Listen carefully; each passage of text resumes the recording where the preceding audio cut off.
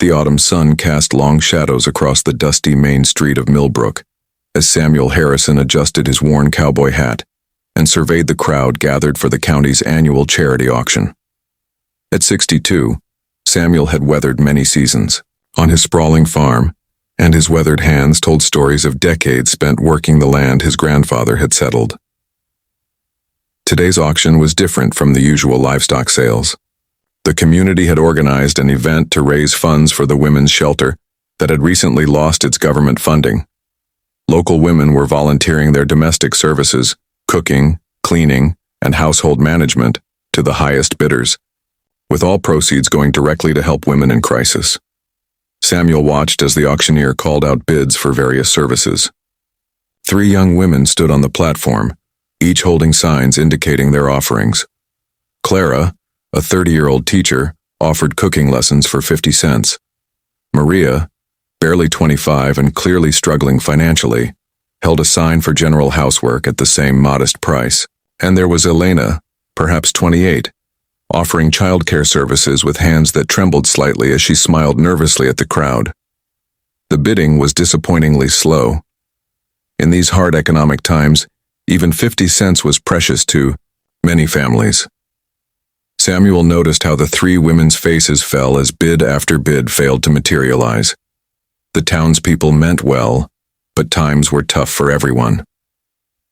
Samuel had lived alone since his wife Elizabeth passed 5 years ago. His large farmhouse echoed with emptiness, and meals had become simple affairs eaten in solitude. He had enough money saved to live comfortably, but wealth meant little without purpose or connection. As the auctioneer prepared to move on to other items, Samuel raised his weathered hand high in the air. "I will take all 3, he called out, in his steady, clear voice. $1 each. The crowd turned to look at the tall farmer in his best Sunday coat. Murmurs rippled through the gathering as people tried to understand what Samuel intended. The auctioneer, surprised by the sudden turn of events, confirmed the bid and declared the services sold. After the auction, the 3 women approached Samuel with uncertainty written across their faces. Clara spoke first, her voice cautious, but polite. "Mr. Harrison, we appreciate your generosity, but we are not sure what services you need from all 3 of us." Samuel removed his hat and held it respectfully in his hands. "Ladies, I want you to know that I have something different in mind than what you might expect." He paused, choosing his words carefully. "My farm has been lonely since my Elizabeth passed.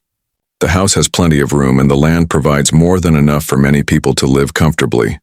What I am offering is not employment, but partnership." The women exchanged glances, still uncertain about his intentions. Samuel continued, his voice growing warmer. "Clara, I heard you mention that you lost your teaching position when the school cut funding. My farm has a beautiful study that could serve as a tutoring center for local children. Maria, you spoke of needing steady work to support your younger siblings. The farm always needs capable hands, and there is a cottage near the apple orchard that has stood empty too long. And Elena, you mentioned experience with children. This community needs quality childcare, and we could create something special together." He gestured toward his truck, then looked back at the 3 women. "I am not asking you to work for me. I am asking if you would consider building something meaningful together. You would have your own spaces, your own independence, but also the security of community and shared purpose." Elena's eyes filled with tears. "You mean you want to help us start over?" "I mean I want us all to start over," Samuel replied gently. "I have land and resources, but no family left to share them with. You have talents and dreams that deserve a chance to flourish. Perhaps together we can create something that honors both." Over the following months, Samuel's farm transformed into something remarkable. Clara established a tutoring program that helped struggling students from 3 neighboring towns.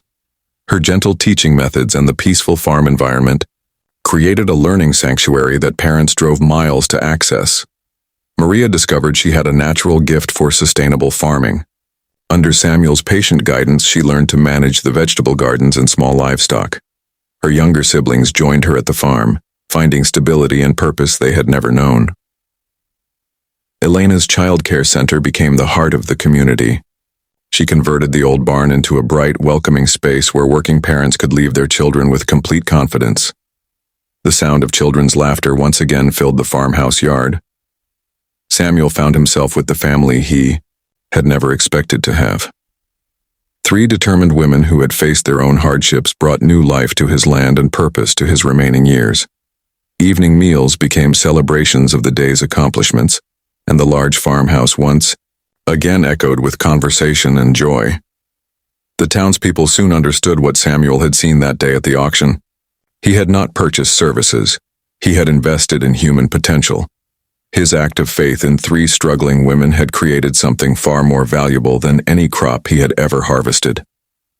Years later, when people asked Samuel about that autumn day, he would smile and say, "Sometimes the best investments are not in land or livestock, but in giving someone a chance to show what they are truly capable of becoming." The 3 women never forgot the man who saw their worth when they could barely see it themselves.